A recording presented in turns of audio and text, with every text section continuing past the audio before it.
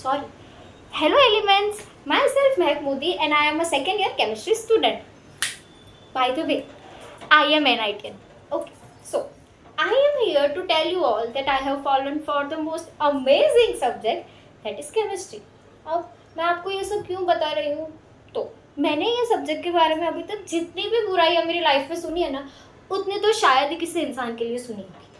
अब मैं आपको एक क्लिप दिखाती हूँ जिससे आपको पता चलेगा मैं ऐसा क्यों बोल रही हूँ.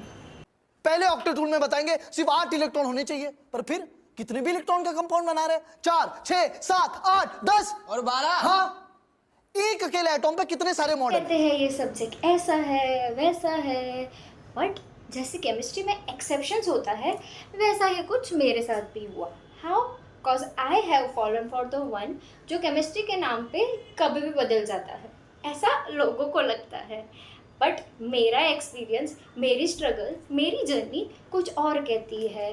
अब ये क्या, वो मैं आज आपको बताऊंगी, और इससे मैं आगे के वीडियोस में आपको ये भी सिखाऊंगी कि कैसे आप लोग भी मेरी तरह केमिस्ट्री को प्यार कर सको.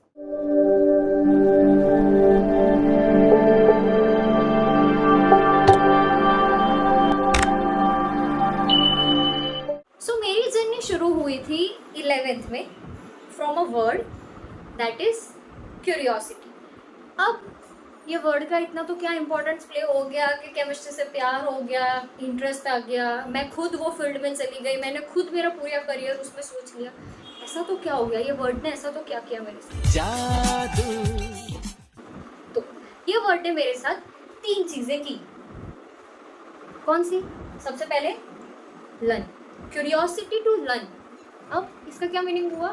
तो दिस मीन्स कि फॉर एग्जाम्पल क्लास में आपको सर कोई क्वेश्चन दे रहा है या मैं आपको कोई क्वेश्चन दे रही हूँ और आपको वो नहीं आ रहा है, तो फिर ऐसा नहीं करना है कि भाई नहीं आ रहा है इसको छोड़ दो, या फिर ऐसा नहीं करना है कि भाई ये कंसेप्ट सिर्फ उस टाइम के लिए याद रख लो कि भाई इसमें ऐसा हो रहा है, इसको कुछ भी करके रट लो, बस फिनिश, मार्क्स ला लो, कंप्लीट. ऐसा करोगे तो you will never get into chemistry, कभी भी केमिस्ट्री से प्यार नहीं होगा. This is my friends experience, इसलिए मैं ये बोल रही हूँ. और मेरा एक्सपीरियंस पता है कैसा रहा है? जब भी मेरे को 11th में सर क्वेश्चन देते थे तो आई वॉज लाइक कि मुझे सिर्फ पढ़ने के लिए नहीं पढ़ना है इसको, I want to feel it, I want to feel it in such a way कि मुझे वो सब्जेक्ट से प्यार हो जाए. ऐसा केमिस्ट्री से मैं करती थी. इसीलिए आज मैंने सोचा कि भाई यही फील्ड में कंटिन्यू करते हैं, because it's my interest, it's my future, it's my destiny, so I need to go with that. Second word is explore. अब एक्सप्लोर का मीनिंग क्या? घूमने नहीं निकलना है कि भाई आज इधर जाके आते हैं, इधर घूमते उधर नहीं, इसका मीनिंग ये नहीं है. एक्सप्लोर इज बेसिकली अबाउट के, फॉर एग्जाम्पल मेरा एग्जाम्पल देके आपको समझाती हूँ, you can relate it if you are in 11th-12th. So basically I want to say that जब मैं 11th-12th में थी, मुझे फिजिक्स, मैंने मैथ्स लिया था, तो फिजिक्स, मैथ्स और केमिस्ट्री में से I have started exploring chemistry a lot. Explore करते करते मुझे मेरा कॉर्नर मिल गया कि हाँ I want to go particularly in organic. तो मैंने एक्सप्लोर किया, then only I find my interest, my way, कि मैं मेरी डेस्टिनी कि कौन से सब्जेक्ट को लेके बना सकती हूँ. Then only I will get to know कि मेरा फ्यूचर किस पे होगा. क्लियर? तो मैंने उसको एक्सप्लोर किया एंड आई गॉट इट कि मुझे ऑर्गेनिक में आगे जाना है. अब ऑर्गेनिक में आगे चले गए, ओके, कॉलेज में आ गए, कॉलेज में सिर्फ ऑर्गेनिक में हमने आगे जाने का सोचा. बट अब ऑर्गेनिक पे अटकना नहीं है, ऑर्गेनिक में भी अंदर जाओगे ना तो बहुत सारी चीज़ें खुलेगी, देयर आर मेनी थिंग्स. तो I just mean to say that you need to explore. जितना आप उसके अंदर घुसोगे ना उतना आपको इंटरेस्ट आएगा. अच्छा और क्या है, और क्या है, अच्छा ये भी मुझे जानना है, तो प्यार होगा ना. ऐसे प्यार थोड़ी होता है भाई. आपको अगर प्यार करना है तो हम लोग देखते हैं, लाइक्स डिसलाइक्स देखते हैं, एक्सप्लोर करते हैं उसको और क्या क्या पसंद है. बेसिकली सब्जेक्ट्स के साथ भी हमें वही करना है. ट्रस्ट एंड ट्रस्ट मी, ये चीज़ मैं आपको लिख के दे देती हूँ. एक बार केमिस्ट्री से प्यार करना शुरू करो, रिटर्न में मिलेगा, मिलता है. आप लोगों को ऐसा लगता है कि सब्जेक्ट कैसे प्यार देता है? It gives in various forms. बहुत सारे तरीके होते हैं. जैसे मैं मेरी बात करती हूँ कि मैंने केमिस्ट्री में ये जो मैंने आपको 3 स्टेप्स बताए वो जब मैंने फॉलो करने शुरू किए तो इन माई कॉलेज फर्स्ट ईयर, मैं फर्स्ट सेमेस्टर की बात कर रही हूँ मेरे, तो तब है ना ऐसे क्लास में मैम क्वेश्चन पूछ रहे थे बहुत बेसिक्स वाले, बहुत ही बेसिक. तो एवरीवन नीड टू थिंक कि इसमें क्या होगा, पता नहीं यार, कन्फ्यूजन हो रहा है, ये होगा कि ये होगा. मुझे आंसर्स आते थे. Why? Because I have love it. अब जब प्यार करोगे तो भूलेंगे भूलेंगे थोड़ी आप लोग. So third one is search. अब सर्च क्या करना है, क्या खो गया है? कुछ खो नहीं गया है. सर्च का एक ही मीनिंग होता है, ढूंढना. किसको ढूंढना है? किसी को नहीं ढूंढना है. हमें सिर्फ ये 3 वर्ड देखने हैं, क्यूरियोसिटी टू सर्च. इसको कंबाइन कर लो, पूरा बन जाएगा रिसर्च. अब रिसर्च को समझते हैं.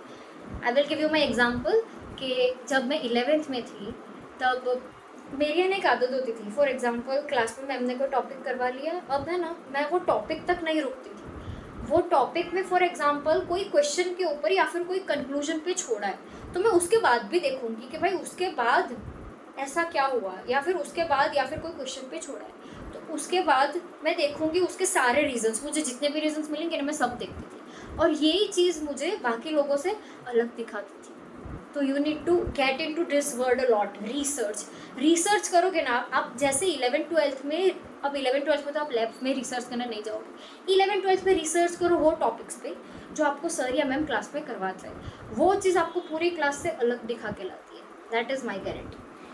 I know this subject sounds boring for most of the people. I know this, but trust me when I am saying this. अब मैं आप लोगों को 3 एग्जाम्पल दे के दिखाऊंगी. एक एग्जाम्पल दूंगी मैं एकदम बेसिक फाउंडेशन वाला, एक नॉर्मल एग्जाम्पल. एक एग्जाम्पल मैं दूंगी आप लोगों को 11th-12th लेवल का और एक एग्जाम्पल मैं दूंगी आपको कॉलेज लेवल का. 3 एग्जाम्पल मैं दे के आपको समझाऊंगी. You will get to know कि how I easy make chemistry for you. So पहले मैं आपको एक सिंपल सा बेसिक सा पीरियोडिक टेबल करवाती हूँ. डी ब्लॉक एलिमेंट करते हैं उसमें. फर्स्ट उसकी जो सीरीज है उसको याद रखेंगे हम. साइंस टीचर वेरी क्रूअल, मांगे फीस को नी को जी. क्लियर हुआ? साइंस टीचर वेरी क्रूअल, मांगे फीस को नी को जी. ये थी हमारी डी ब्लॉक की फर्स्ट सीरीज. अब देखते हैं सेकेंड सीरीज को कैसे याद रखेंगे. तो उसके लिए ये जीरो नहीं, मॉली टेक्नीशियन रूथन रॉड की पत्नी अर्जेंटीना कैडमियम है. क्लियर? देखो ये जीरो नहीं, मॉली टेक्नीशियन रूथन रोड की पत्नी अर्जेंटीना कैडमियम है. और इसमें ना जहाँ जहाँ पे ऐसे वर्ड्स हैं जो हमारे इस सीरीज में काम के नहीं है वो मैंने हिंदी में लिखे. देखो चेक, समझ आया? अब थर्ड सीरीज देखते हैं. थर्ड को कैसे याद रखेंगे? लाकर हाथों में तलवार, रोज ने आयरन प्लेटिनम और मर्क्यूरी में रख दिया. लाकर हाथों में इसमें कोई काम का नहीं है इसलिए हमने हिंदी में लिखा.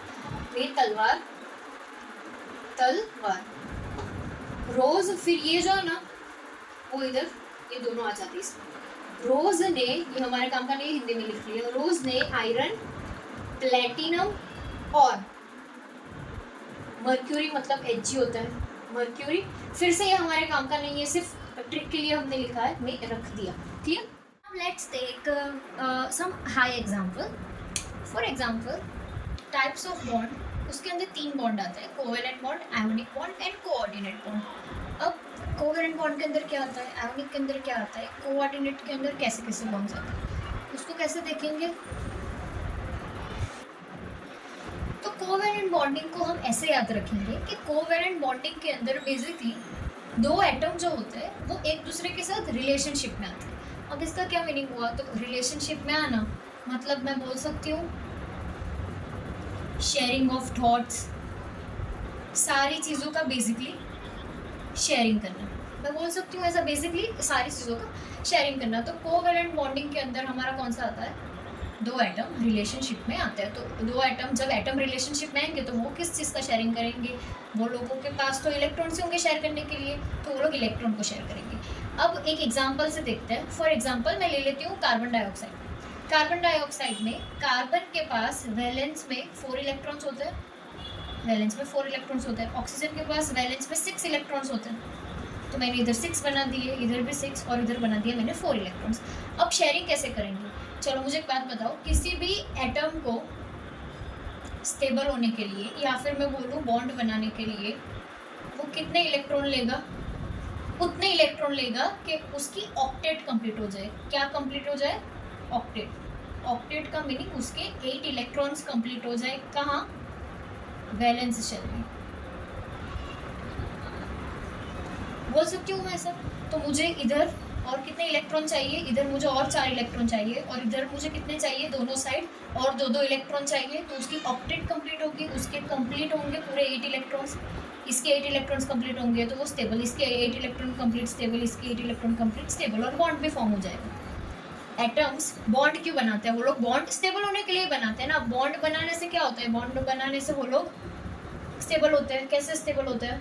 तो अपनी ऑक्टेट को कंप्लीट करके स्टेबल होते हैं। तो वो देखते हैं ये लोग इधर कैसे रिलेशनशिप में आके बॉन्ड बनाते हैं। तो देखो, इसके पास 6 है, इसके पास 4 है। अब क्या करेगा? इसको 2 चाहिए, इसको कितने चाहिए? 2 इलेक्ट्रॉन चाहिए। इसको कितने चाहिए? इसको 4 चाहिए। तो हम एक काम करते हैं, ये लोगों को शेयर करवा लेते हैं। मतलब जो तेरा है वो मेरा भी है, वैसे समझ आया? इधर 2 है, ये इसने ले लिया। अब इधर 2 है, ये ले लेगा। तो अब ये क्या करेगा? इसको तो 4 चाहिए, तो वो पता है क्या करता है? ऑक्सीजन उसके जो 2 इलेक्ट्रॉन्स होते हैं ना, वो थोड़े बाहर से रखता है, ताकि ये जो है वो इधर से कंप्लीट करके 4 इलेक्ट्रॉन्स और ले ले। तो इसके कितने हो गए? 1 2 3 4 5 6 7 8। क्लियर हुआ? ऐसे करके हमारा बनता है पूरा covalent bond. That means sharing होती है किसकी? इलेक्ट्रॉन्स की। अब समझते हैं आयोनिक बॉन्ड। आयोनिक बॉन्ड मतलब बेसिकली हुआ मैरिज।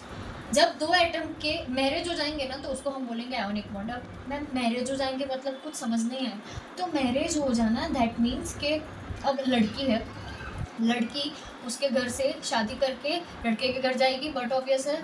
तो इधर भी वैसा ही होता है। ये एक घर है, ये लड़की वालों का घर है, ये लड़के वालों का घर है। तो लड़की क्या करेगी? घर से निकल के इधर जाएगी शादी करने के बाद। तो जब वो इधर जाएगी दैट मीन्स कि घर में से एक मेंबर कम हो गया। तो मैं बोलूँ कि एक इलेक्ट्रॉन का लूज हो गया, एक निकल गया मेंबर, और दूसरे फैमिली में एक मेंबर गेन हो गया, एक मेंबर बढ़ गया। तो वैसा ही कुछ होता है आयोनिक बॉन्ड में। एक एग्जाम्पल से समझते हैं। सोडियम है मेरे पास क्लोरीन है। सोडियम की इलेक्ट्रॉनिक कन्फिग्रेशन क्या होती है? 281। क्लोरीन की क्या होती है? 287।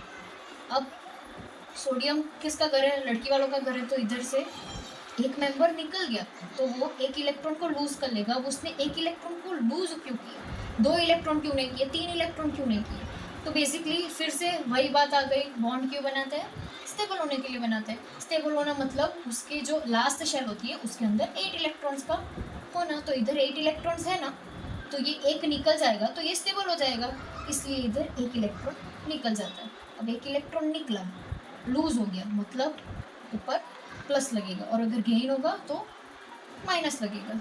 अब ये जो लड़की है वो निकल के उसके घर गई, लड़के के घर, तो एक फैमिली मेंबर ऐड हो गया ना, तो इधर एक मेंबर ऐड हो जाएगा। तो इसकी जो फाइनल कन्फिग्रेशन बनेगी ना वो ऐसी बनेगी 288। तो ये स्टेबल है, बैलेंस में 8 है, तो दिस इज स्टेबल। फिर ये जो सोडियम +1 है और क्लोरीन -1 है, दोनों एक दूसरे के साथ रिएक्ट करके बॉन्ड बनाते हैं NaCl। क्लियर? ये होता है आयोनिक बॉन्ड, बेसिकली मैरिज। एक जन निकलेगा दूसरे के घर में घुसेगा, और ऐसे करके वो लोग बॉन्ड बनाते हैं। अब देखते हैं coordinate bond. So basically coordinate bond में क्या होगा? उसके अंदर मैरिड लाइफ है, और मैरिड लाइफ के साथ बाहर रिलेशनशिप भी चल रहा है, उसको बोलते हैं कोऑर्डिनेट बॉन्ड। कैसे? अब एटम्स के लैंग्वेज में समझते हैं, तो उसमें ऐसा होता है कि वी हैव ऑक्सीजन। ऑक्सीजन के वैलेंस में कितने होते हैं? ऑक्सीजन मतलब हमारा हो गया 2n6, this is oxygen. Valence में कितने हैं? 6 इलेक्ट्रॉन बना देता है। 1 2 3 4 5 6 इलेक्ट्रॉन बन गए। हाइड्रोजन मतलब क्या होता है? हाइड्रोजन मतलब बेसिकली 1, उसके पास एक ही इलेक्ट्रॉन होता है, तो हमने एक एक बना दिया। अब इधर क्या होता है? मैंने क्या बोला कि वो लोग मैरिड लाइफ में होंगे और बाहर रिलेशनशिप भी चल रहा होगा। पहले हम देखते हैं, रिलेशनशिप चल रहा है। रिलेशनशिप चल रहा है मतलब शेयरिंग हो रही है। मैंने बोला ना, रिलेशनशिप मतलब sharing of thoughts, covalent bond. तो सबसे पहले इसमें बनेगा कोवैलेंट बॉन्ड। कोवैलेंट बॉन्ड मतलब शेयरिंग होगी। तो इसको कितने चाहिए स्टेबल होने के लिए? 2 चाहिए। ये हमारा बनाता है डुप्लेट, तो ये इधर से लेगा और ये इधर से, इसका देखते हैं। इसको कितना चाहिए, इसको भी 2 चाहिए, क्योंकि ऑलरेडी इसके पास 6 इलेक्ट्रॉन है, तो उसको और 2 इलेक्ट्रॉन चाहिए, तो वो ऐसे करके ले लेगा। दैट मीन्स सब लोग शेयर कर रहे हैं। देखो, इसने 1 इलेक्ट्रॉन ले लिया तो ये भी स्टेबल हो गया 2 इलेक्ट्रॉन से, इसने 1 इलेक्ट्रॉन ले लिया तो वो भी स्टेबल हो गया 2 इलेक्ट्रॉन से, इसको भी स्टेबल होना था तो इसने भी दोनों से आजू बाजू इलेक्ट्रॉन ले लिए। अब ये लोग 50-50 रखते हैं, शेयर करते हैं, समझ रहे क्या? उसको बोलते हैं कोवेलेंट बॉन्ड। अब देखते हैं मैरिज कहाँ से आया इधर। तो मैरिड लाइफ इधर ऐसे आती है, हम लोगों ने आगे इसमें देखा था कि मैरिज कब आता है, जब वो कम्प्लीटली इलेक्ट्रॉन्स दे देगा, मतलब 50-50 में कोई नहीं रखेगा, it will completely transfer it electron, completely दे देगा उसको। तो इधर क्या होता है, चेक करो, ऑक्सीजन के पास है ना एक्स्ट्रा के इलेक्ट्रॉन्स है जो बॉन्ड में नहीं है, ये ऑक्सीजन है हमारा, इधर उसने बॉन्ड तो बना लिया इसके साथ, ये शेयरिंग होके ऐसा बॉन्ड बन गया। अब मैंने इधर देखो ये बनाया है 2, दैट मीन्स ये जो है ना हमारे पास, उसको लोन पेयर बोलते हैं। लोन पेयर मतलब जो एक्स्ट्रा इलेक्ट्रॉन्स होता है। तो कितने लोन पेयर हुए, पेयर, एक पेयर में 2 इलेक्ट्रॉन्स आएंगे, तो कितने हुए ऐसे 2 लोन पेयर। तो ऑक्सीजन हमारा 2 लोन पेयर लेके बैठा है। अब वो क्या करता है, अब उसके पास लोन पेयर है तो वो जाएगा बाहर, तो वो इधर से एक हाइड्रोजन को ये लोन पेयर दे देगा, क्योंकि वो बेचारे के पास तो एक ही इलेक्ट्रॉन है, तो वो तो घूमने निकलेगा कि भाई मुझे इलेक्ट्रॉन चाहिए, तो ये ऑक्सीजन क्या करेगा, उसको इलेक्ट्रॉन दे देगा। और ऐसे करके वो लोग बनाते हैं H3O+ कंपाउंड। अब ये कैसे बना वो देखते हैं। तो H3O+ में प्लस कहाँ से लगा, 3 हाइड्रोजन है तो H3 तो आएगा, O भी आएगा, प्लस कैसे लगा, देखो चेक करो, हाइड्रोजन के पास 1 इलेक्ट्रॉन है, जो बाहर से हाइड्रोजन लेने आया है ना, बाहर से जो मैरिज वाला है बाहर से लेने आया है, उसके पास 1 इलेक्ट्रॉन है। अब ये ऑलरेडी बॉन्ड बन चुका है वाटर का, ये लोन पेयर है। अब जब ये उसको कम्प्लीटली देगा, कम्प्लीटली दे देगा मतलब शादी हो जाएगी, एक घर से निकल जाएगा, तो ये जब उसको कम्प्लीटली दे देगा तो इसके पास कितने इलेक्ट्रॉन आ जाएंगे, चेक करो, इसके पास तो आ जाएंगे, ऑक्सीजन का भी लोन पेयर आ जाएगा और उसका जो 1 इलेक्ट्रॉन है वो भी होगा इधर। अब हाइड्रोजन स्टेबल 2 इलेक्ट्रॉन पे होता है, पर इधर कितने इलेक्ट्रॉन है, 3 इलेक्ट्रॉन है, तो वो क्या करेगा, 1 इलेक्ट्रॉन को लूज कर लेगा, 1 इलेक्ट्रॉन को लूज करेगा और ऐसे बनाएगा वो H3O+। अब हम देखेंगे स्ट्रेंथ ऑर्डर ऑफ लिगेंड। ये आपका ना 12th के कोऑर्डिनेशन कंपाउंड चैप्टर में आएगा। इस बार सानिया सुनोतो ने कल नोबिता को फिर से यूएसए और ऑक्सफोर्ड में ऑक्सीजन का पानी पिलाया। ये बहुत अजीब साउंड कर रहा होगा, बट एक बार याद रह जाएगा तो बहुत इजी है, नहीं तो फिर इतने सारे लिगेंड का ऑर्डर साथ में नहीं याद रहेगा। इस बार सानिया कल नोबिता को फिर से यूएसए और ऑक्सफोर्ड में ऑक्सीजन का पानी पिलाया। इस पे से हमारा आ जाएगा I-, बार पे से Br-, सानिया पे से आ जाएगा S-2, सुनोतो तो इसमें S, फिर नोतो में N पे से ये साइनाइड आ जाएगा पीछे। कल Cl, नोबिटा को N-3, फिर से F-, यूएसए पे से यूरिया, और पे से OH-, ऑक्सफोर्ड पे से OX, ऑक्सैलेट, ये जो मैंने आगे बोला था वो जो हमारे काम का नहीं है वो हम हिंदी में लिखेंगे। ऑक्सीजन O-2 का पानी पिलाया। क्लियर, ये पूरा एक ही है, ऐसे हमने अलग अलग इसको तोड़ दिया कि पहले इतना याद रखेंगे फिर इसको इतना और इतना। अब ये दूसरा भी, नेपाल में ग्लेशियर नवंबर एंड सितंबर में गिरे, तो नेपाल में से आ जाएगा NCS- में ग्लेशियर, नवंबर में से आ जाएगा हमारा अमोनिया, और इसको साथ में याद रखना है तो रख सकते हो, ऑप्शनल है।